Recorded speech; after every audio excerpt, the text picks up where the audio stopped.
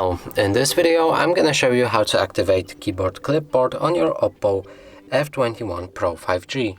So in order to do this, we'll need to open our any app that allows a keyboard to pop up like this. Now select this clipboard icon, and here we'll be able to enable our keyboard clipboard like this. So you can select turn on clipboard or enable it with this icon right here. Now, if you want to delete all the text that is contained in here, we'll need to press on this pen button or hold our finger manually on each of the words. But it's easier to press on this pen button and select each of the text you want to delete, and after that clicking on this trash button. So now our clipboard is empty and it's time to add something. So let's go back to our keyboard normal keyboard, and enter elephant.